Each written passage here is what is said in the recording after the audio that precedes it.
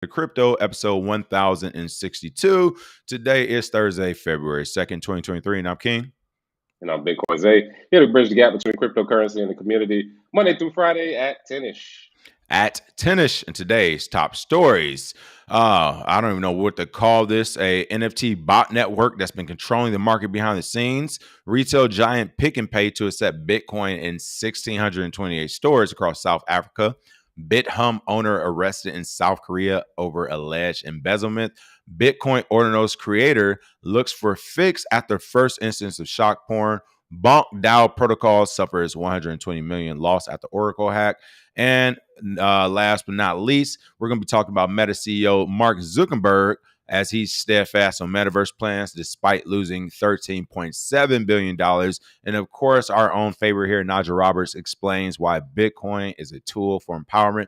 But first and foremost, Bitcoin's Day, what's going on with those prices?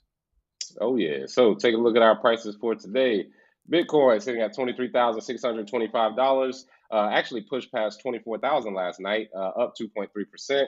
Ethereum at $1,660, up 5% today. Binance Coin at $326, up 5.4% today. XRP at 41 cents, up 2.5% on the day.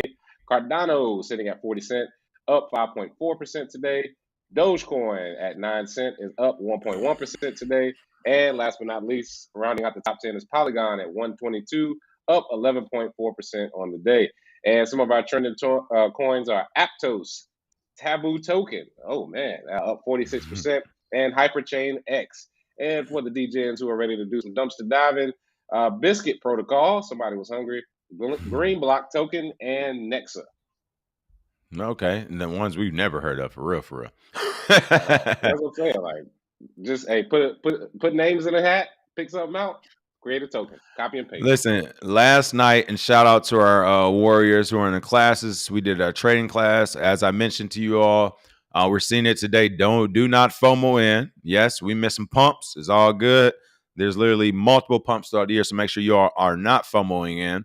But yeah, we're looking at the coins. I'll just, for the most part, went over like the top 200 we might be interested in.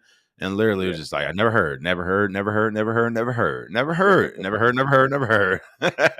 It's just so many new tokens now. It's crazy. Quick shout outs. What's going on, Tyler Wild and Cario? Of course, what's going on, Cario? Laura, you know I'll be wearing that hat around, get compliments on the Chris Minka, Fenteezy. Who else got? Wendy Nichols, Larry Ann, Patrick Walter, Woe Be Easy Crazy, BX Don. Good morning, Warriors. What's up? Top story of the day. Not necessarily a story name, but I guess what's been going on in crypto Twitter.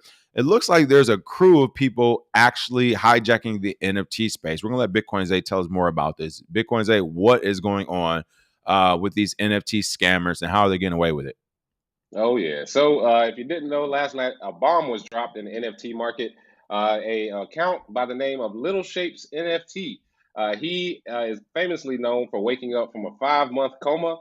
After waking up, he asked about the crypto market on Twitter, and everybody said, "Hey, you missed FTX." And so he went and checked his exchange or his account on FTX, and he had lost $100,000. Imagine waking up from a 5-month coma to find out that you lost $100,000 on FTX. So that's what he was sort of famous for. Of course, he's had other projects he's done before this, but now last night he dropped a huge bomb, basically saying that he has an expose, 158 pages. The actual, we'll put the link in the comments, but he's stating how holy shit. I'm sorry, I'm seeing it right now. Holy shit. That's what I'm saying. Drained $200 million out of the ecosystem over 274 projects. And as you can see on the thread, over the past year, NFT Twitter has been manipulated and controlled mostly by a singular Twitter botnet. It showed up mostly in February 2022 and then was used in conjunction with a network of influencers and alpha groups to sell out projects. He starts to name names. As you can see, he's calling people out. That's what I said. Holy shit. I was like, he's calling people out. He's not just saying in general, this is what happened. He's literally naming names. He goes further on to say, once he talks about mind-blowing NFT, BBRC official, then they make a few million. Well, let me explain what he does. All these influencers would host collab giveaways on Twitter. They would bot it to shit. You see the botted numbers and think the project has hype, so you mint. Then they make a few million. Then they do it again. with 274 other projects from Project PXN to Memeland to their latest concentrated venture, Ether, which again, that is Ether, an NFT project, not Ethereum. And when I say 274 projects, I mean it. He actually shows, again, he adds everybody. Narrowverse, Triple Eight NFT, Great Goats, all these different projects. And he goes further on to say for a lot of these projects, the founders are basically ghosts, like Narrowverse founders, Downtown Legend, and Web3 Bender. Both have under 250 total tweets, made their accounts as soon as the project announced, and disappeared. I can't tell you how many rug pulls I've seen personally that do this exact same thing. They trying to cap. Hey, for transparency, I only collaborate projects I like. You cap. Yeah, and if we go down a little further, when he says, I can't condense the whole thing, fam, it's 158 pages. Again, we'll put that link there so you can check it out yourself. But he was saying stuff like, why does Ether have 10 tweets and 77,000 followers? And then Utes NFT has 6,000 tweets and 107,000 followers. Think about if that makes sense. And again, like I used to say, there's no way somebody joined Twitter and then 2 months later they got 35,000 followers. Like, this is obviously bots and manipulation. He goes on to talk about people who have 120K replies and 20K likes. I mean, that's just flagrant, people. There's not 120,000 people responding, but only and not liking it. Yeah, that's come on. Yeah, you spend the money in the wrong direction, homie. Yeah, exactly. Huge ratio. And then the big bombshell here is the people have ran nearly the entire space for the year from behind the scenes. All of this has been reported to the DOJ and their country's local financial crimes units. Woo! Oh, this is getting real. Oh yeah, real. He said, I've been in contact with their version. Get fucked, bozos. Yeah, get fucked. I'm sorry. Keep going. I'm sorry. I ain't gonna lie. That's how you know this is a white dude. The angry white boys, when they say get fucked, oh yeah, that's like motherfuckers for black people. It's like get fucked. Oh yeah, it's over for y'all. And then he goes on further to say the people in it span multiple countries. Everything's archived and saved. Twitter's been subpoenaed. They just don't know it yet. Let me read that again. He states that Twitter, actual Twitter, because Twitter is what enables all this. Most NFT projects can't survive without Twitter or Discord. And you can survive without Discord, technically. That's true. That's true. Twitter's been subpoenaed, but they don't know it yet. This shit is massive. Securities fraud, market manipulation, and more. These fuckboys are finally going down, though. Again, almost every NFT you bought or been rugged by has this network behind it or involved. And, of course, slide down a little more. To the picture with the gun. He literally said, not fun to have billionaires on your ass for exposing their schemes, but I would like to take this opportunity to say I'm strapped with big guns and my local... Hey, man, if you're going to do this, you better be ready. And my local PD expects people to swap me. Excuse me. I got you. Since I gave them a heads up. So, again, that's the majority of it right there. After that, he basically talks about himself. He talks about his NFT project Balls and Little Shapes, and basically saying like he's trying to do NFTs the right way, trying to build community the right way and do certain things. But that is the NFT market right now in a microcosm. And one thing I do want to say is I'd hate to say I told you so. We hate to say we told you so, but I was waiting for you to finish so I can be like, man, this is something we've been talking about for so long at this point. NFT projects with these random founders, with these PFPs, that you never meet, you don't know them. You don't know if these are the same people who are doing the same thing. I was always curious. That's why usually with NFT projects that I've supported, the ones that I've talked about with Esquina de Abuelo, with the Art House, with 1331 Records, with Swish, with as we know, our good friend in the music industry. I know these people's face. I met these people face to face, and they're honest people trying to put out a project that has utility. But these random ones, people were buying this $6 million for a rock, $500,000 for this, and $20,000. And people in the NFT market would think, well, maybe I can make the same money. And I used to tell them, like, probably not. You're probably not going to make that same amount of money. However, there are some good projects. Like I just joined Afropolitan, which I interviewed on CoinDesk. Pretty good. They have a online citizen group, and it's pretty good. But this right here is a huge bombshell in the NFT market, and it clears out the trash, and we need it. So shout out to Little Shapes. Yeah, and shout out to them really quick. I'll add on to this super quick. First of all, I'm all with you on that. Like we've talked about this. It was even crazier. It's like literally when we got into it with people on Twitter, they've like a couple of people who either responded or the people who were at it. I guess, you know me, I don't know how to use it. I sound like old guy, but whatever.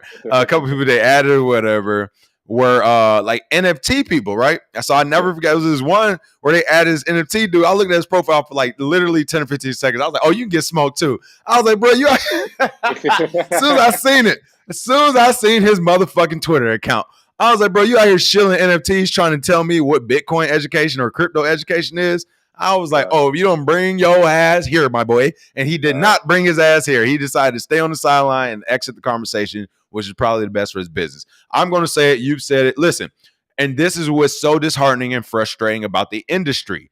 Like, literally, this isn't new. We've been seeing it. Yeah, NFTs are the new thing, but they do it with every crypto, every different part of the market, essentially. But it's literally a bunch of dumbass shitheads. Like, there's no other way to say it. Usually between the ages of 14 to about 40, no lie. Usually males between the ages of 14 and 40, a bunch of shitheads trying to scam people. And it is, yes, it is these Twitter accounts that he mentioned. It's Twitter accounts like this. Ask yourself, why does a motherfucker have literally right now anime nerd? My tweets are opinion, not financial advice. I like to joke around, but I have 500,000 people following me. Fucking retarded, people. This is the crypto market. This is the crypto market. And he private for a reason.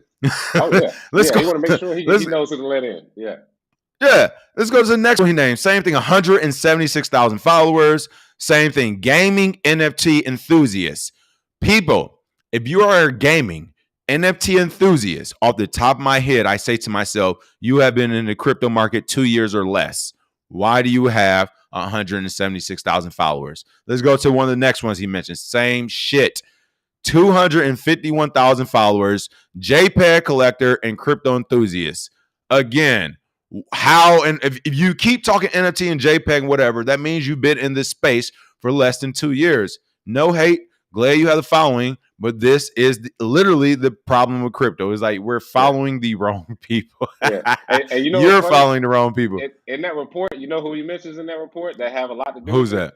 The Russians.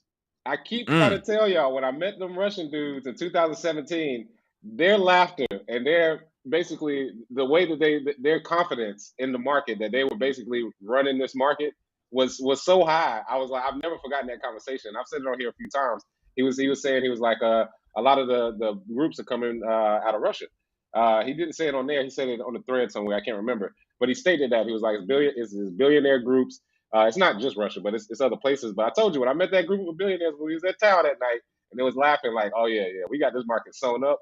Hey, man, everything that comes out, ICOs, DeFi, NFTs, all of this stuff, I promise you, they got an army of people who are basically running this market, and you all get rug pulled from it. So, Hey, since we talking about it, you already know how I'm feeling this morning. Hey, whoever the fuck called me up from Romania the day I mentioned y'all, call me the fuck back, because I called you back and the number wasn't able to connect. Don't call me one time at 6 a.m. while I'm not motherfucking awake. Call me back and press your issue. Call me back. Whoever called me from Romania, I know you watch our show. I decided not to say it a week or so ago. Call me the fuck back, because I'm on that time right now. Call me back and get your motherfucking issue. So yeah, that's a real message for the people who know who I'm talking about. Call me back, Romania. I seen that shit. Call me back. Stop being a bitch, bro.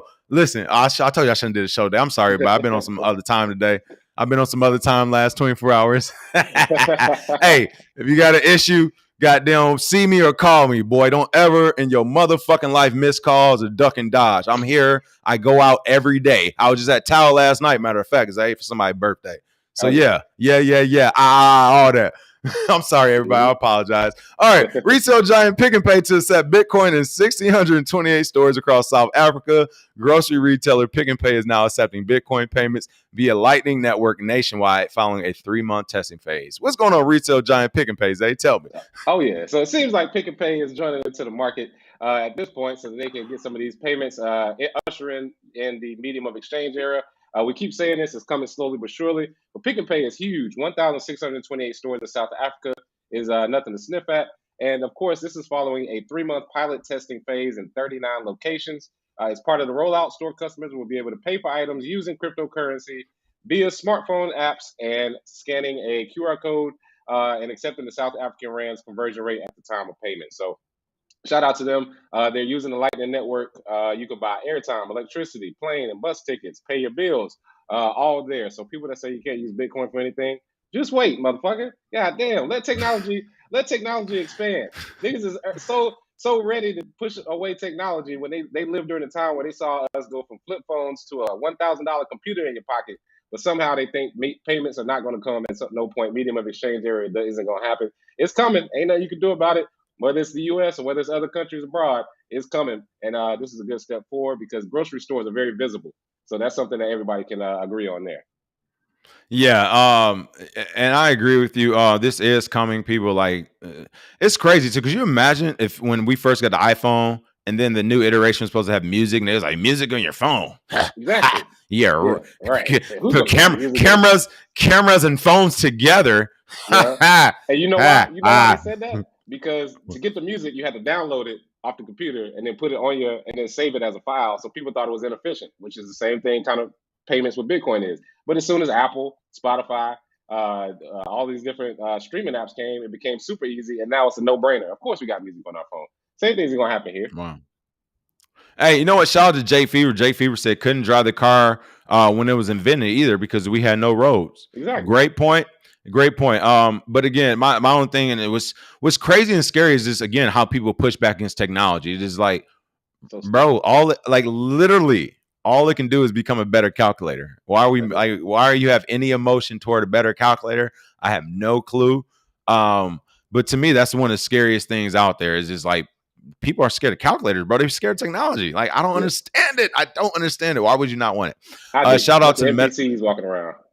Basically, shout out to the metaverse president. Said no ducking and dodging. You know it.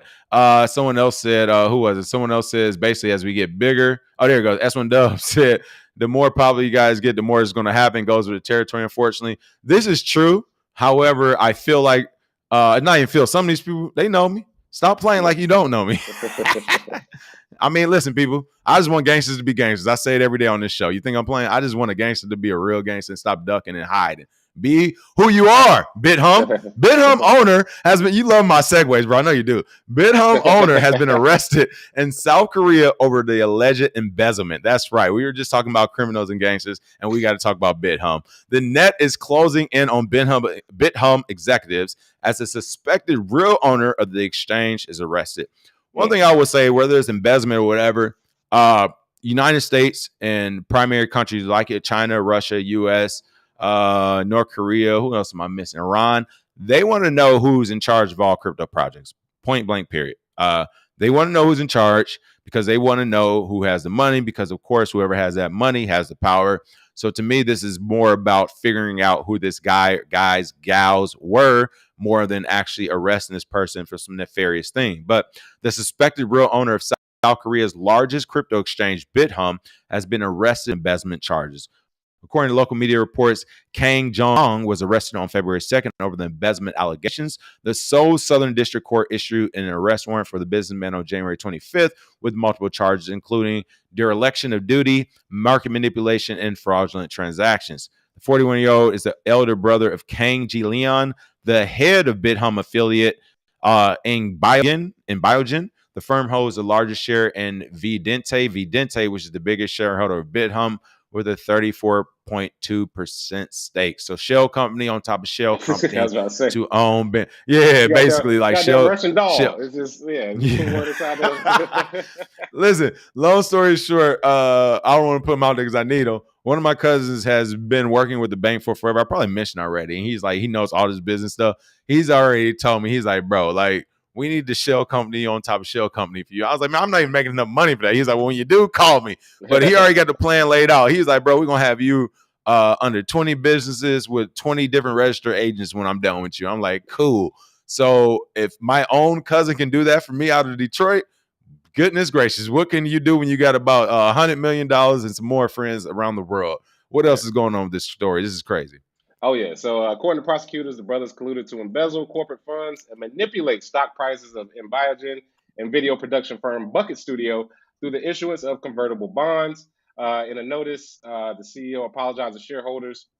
And of course, I do want to say here that a lot of these times when these things happen, whenever they come out to the shareholders and say everything's fine and they apologize and shit, they definitely did it. Right. They said that the claims against the brothers were unconfirmed, adding that he will cooperate with the authorities in the investigation. He probably was just tired of running. He was like, you know what, man, you got me. This is what happened. and we'll see if he actually gets a huge charge. Because yesterday, the guy he stole like $7.5 million, got 8 years. Let's see how many years this dude gets. I'm saying 3 years and then long probation. I bet you, and a huge fine.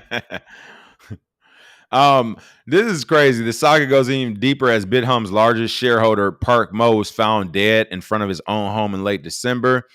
Again, like literally, people, when you start to count the crypto deaths, like literally count the crypto deaths, who they are, who those people are, and how they die, and I guarantee it's like 20 mysterious deaths, heart attacks or front lawn or this happened or whatever. It's nothing that's just like, oh, okay, just natural cause of this.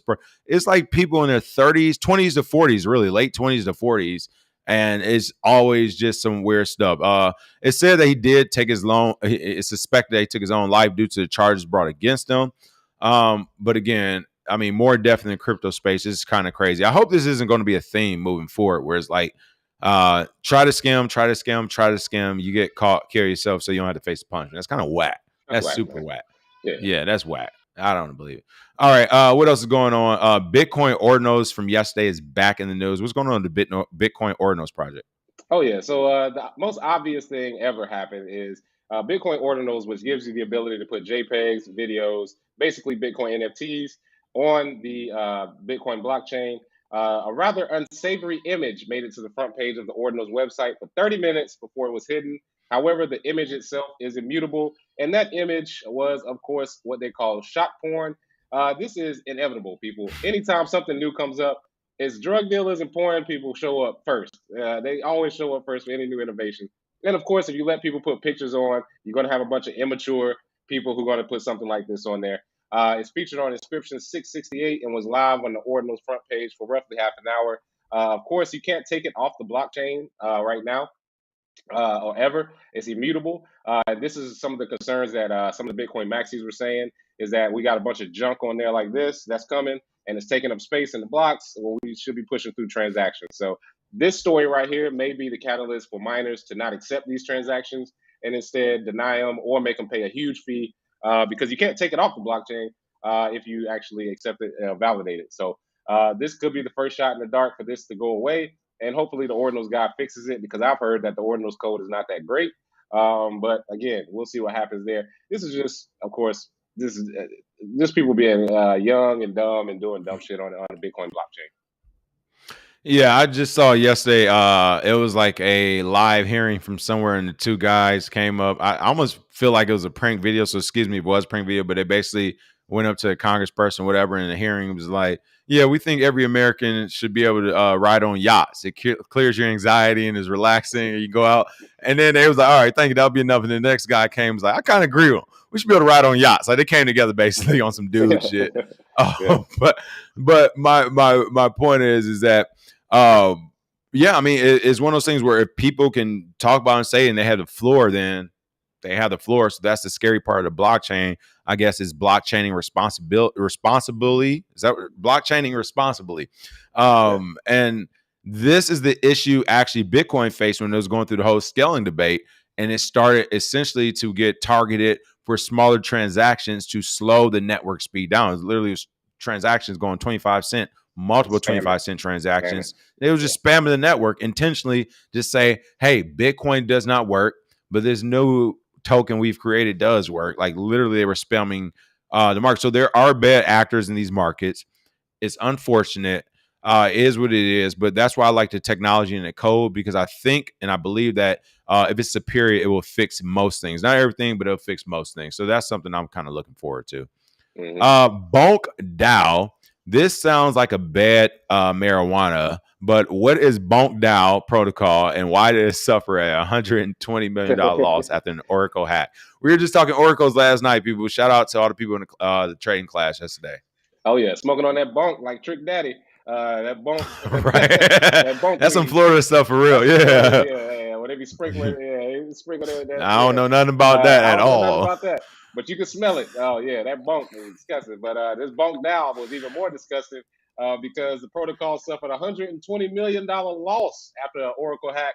And it allowed the exploiter to manipulate the price of the Alliance block token, leading to an estimated $120 million loss. My biggest thing is, how the hell did y'all even get $120 million? God damn. And going into the story, Bonk DAO, they actually tweeted out, Bonk protocol was exposed to an Oracle hack where exploiter increased the AOBT price and minted large amounts of BEUR. The BEUR was then swapped for other tokens on Uniswap. Then the price was decreased to almost zero, which triggered the liquidation of AOBT troves, causing the $120 million to be gone. I mean, again, the exploit took effect over several transactions. The largest was 82 million, according to multi-chain portfolio tracker DBank. And most of the high-scale transactions took place on the Polygon network. And we go into how it happened. The hacker was pretty shrewd. The hacker, he was going back and forth with the contracts.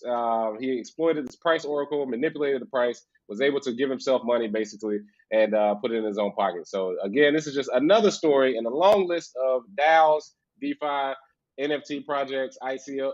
I mean, you name it. These projects are getting smacked left and right for all of your money. That's why you have to be very careful. And do not think of these projects as a place to park your money. It should be just something that you do very quickly, get in, get out if you want to play those games. Same thing with gambling. You don't want to sit in a casino for 2 days straight. Trust me, it is not going to be good for you. Get in, get out, make your money, and you're all good.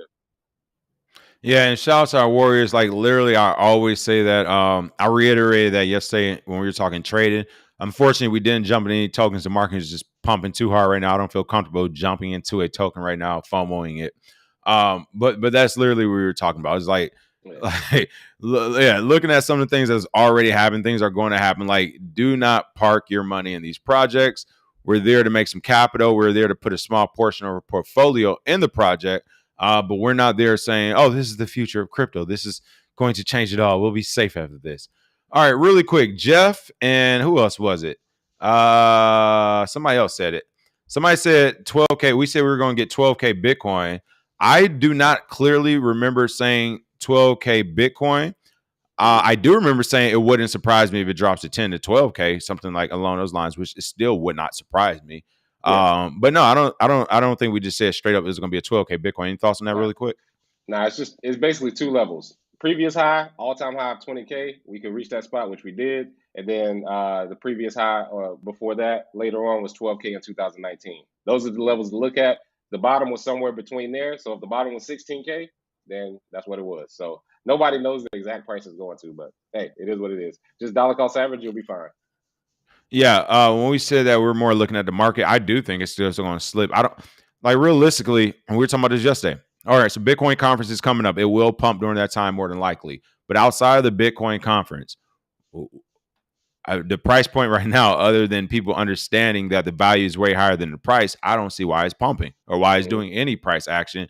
If anything, if it's going to pump for real, to go to your true value Bitcoin. Stop playing around with me, dog. Yeah, so yeah, that's what I'm saying. So it's like, to me, this is a weird thing because it's like, it's no real reason to pump, with the exception. The only thing I would say that may be the exception that we didn't foresee is that since all these institutions are already into crypto, which we know for a fact because SBF smacked them all around, then possibly they're aggressively trading altcoins as well, which could be a thing. That could be a possibility, or they're aggressively trading Bitcoin, which is why this market is moving like that. But as far as, no, I'm still sticking to this market should be down right now. People, I don't understand why it's even pumping right now. So I'm not with it. I know I did not think about the WEF or whatever when it occurred. That would cause the price to pump a little bit. But we'll see. Let's give it another week or two. We shall see. The good thing about crypto is that there always will be more pumps and dumps. Believe that, people. As we keep saying, once we hit 100,000, like you're hearing it here first. When we hit 100, when we're at like 120, 140,000, do not be surprised when there's a $60,000 to $70,000 candle going down. Yeah. I am telling you, it will be normal. It will still be a regular 60%, 80% drawback of Bitcoin, which we've seen numerous times, except this time it's going to be 100 or 200 and something thousand down to like 50,000. And it's going to scare the shit out of people. But my point is, we are not done with the pump and dumps when it comes to Bitcoin and crypto in general. It's super new still, people. Yeah. And also too, something as far as fundamentals, one thing you do have to realize is in January, tax season starts. People started filing taxes. Once people, and somebody just said, S1 does took the words right out of my mouth. Tax return season. There's way more shorts that are loading up right now than there are longs. So these institutions could just be loading up shorts at a certain point. So when everybody gets their tax returns, they think, oh yeah, I'm gonna buy into the market and I'm gonna get some more money, and then they're just gonna smack the shit out of you. You're gonna be buying at 21, 22, and it may go back down to 16, which could basically, I mean, that can make a bunch of millionaires off of that. So be careful, definitely. Also, last thing I'll say too, whether it's us or any other person out there in the space or any other space for that matter, when people are predicting and calling things, for me personally, I never actually try to hit their target. I hit close to it. So yes, if we were to say 10 to 12K, when it gets to 16 and 15, like you get eventually you have to pull the trigger. Like I wouldn't suggest being like, we got even 10 more percent. No. Both sides of it. And as I told our class friend Zay knows is I am unfortunately infamously known to be wrong within a 2-week span. So it's like it does happen, people, unfortunately. And also too, just remember why we here, people, because it sounds ludicrous right now, King, if I said, man, remember back then when I said the price was going down to 230, but it only went down to 270? Like it sounds dumb because you're like, yeah, what's the big difference? It's not. It's really not. Or on the flip side, when you told me this thing is going to go where it's going to go, and it was still a few $100, I was like, we got some time, brother. You getting real excited. And it's like, no, I'm not getting excited. And we don't have time.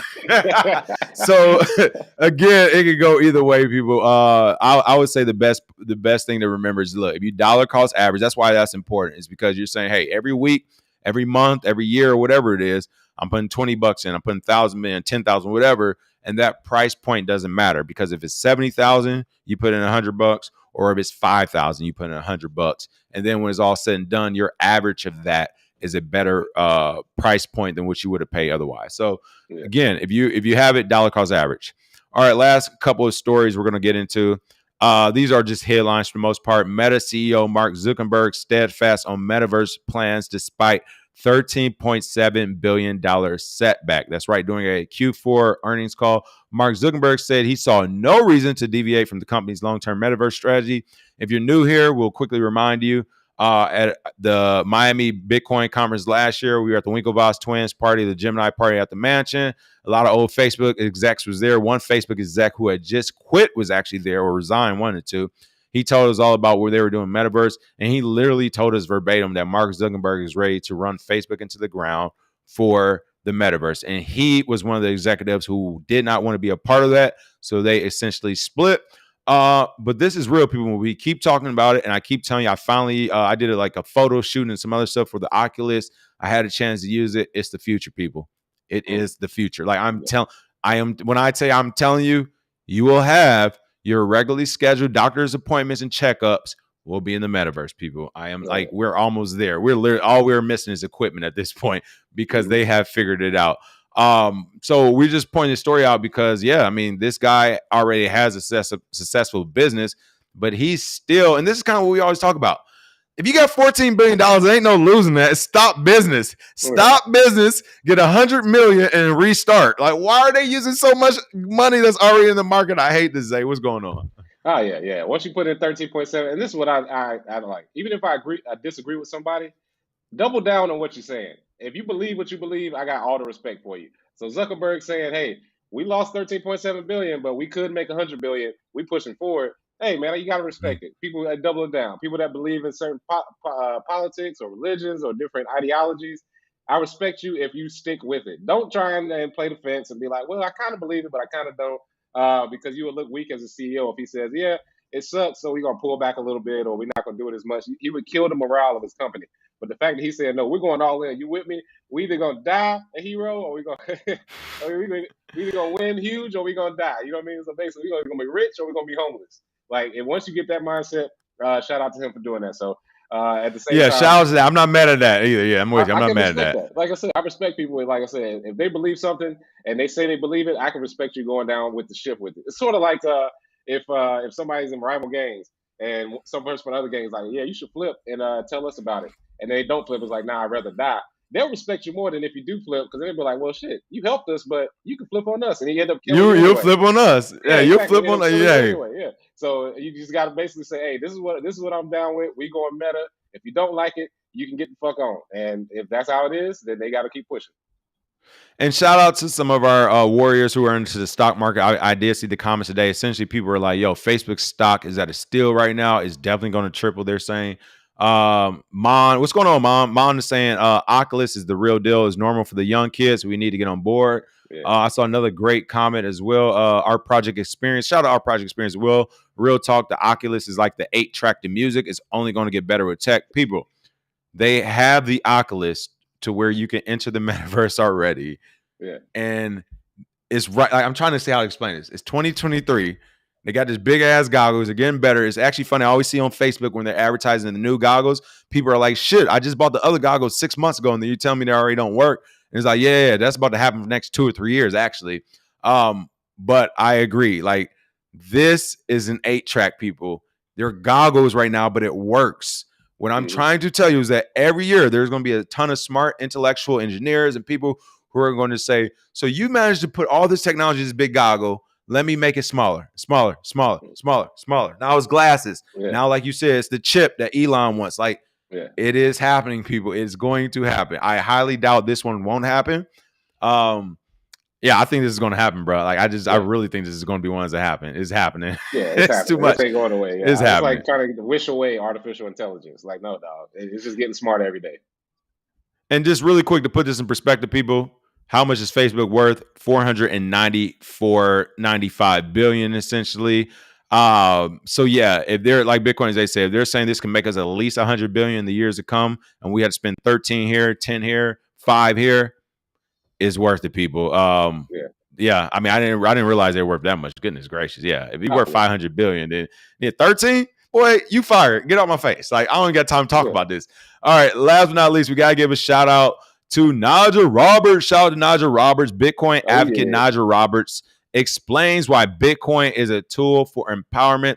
We just wanted to cover this story because Najah made it to Cointelegraph. She has been doing, her and her husband has been doing outstanding work in Inglewood and throughout the Southern California region. So we have to definitely shout them out. They've been putting the work in, man. You got any comments on them? Oh, yeah. Well, shout out to Najah Roberts, like we said, putting in the work, talking about Bitcoin as a tool for empowerment. Love the fact. And you know what's funny, King? This podcast that she's on, this is the podcast I told you about before the show yesterday. Remember I said it's a brand new show? It's on Cointelegraph. Oh, yeah. With the guy. This is it? Oh, okay, okay. All right, she got the right people. Yeah, exactly. So she, like I said, usually in this space, I'm not saying I know everybody, but if we don't know you, it's kind of like, where did you come from? But again, like I said, we all end up knowing the same people, so it ends up being straight. So shout out to them. Check out this podcast, and if you don't know Najah Roberts, get in tune with her. First woman in the country to have a crypto lounge. First woman in the country, period, to have a crypto lounge. So shout out to her out in Inglewood doing the thing. She just put out her book as well. So love to always see her doing well. Yeah, shout out to Najah Roberts again. This is what we're talking about, people. When we're talking about actually the people who's doing the real work, and when Congress and all, like, you got fucking Mr. Wonderful telling you to buy whatever, and you got him in front of Senate Harris. Like, these are the people that we want in front of Congress, that we want in front of the regulators and all this other stuff, who literally has been putting in the work from the earlier days, whatever. I think Najah started in 2017. And then literally as they started, they went through a bear market, people. They went through a 2-year bear market with a brick and mortar for Bitcoin in Inglewood. That is difficult. Those people deserve our support, and we're here to support them. So shout out again to Najah Roberts, the blockchain plug, and of course our husband as well. They're doing awesome work over there. That's the show for today. Bitcoin's. Any last comments? No comments from me. Have a happy Thursday, people.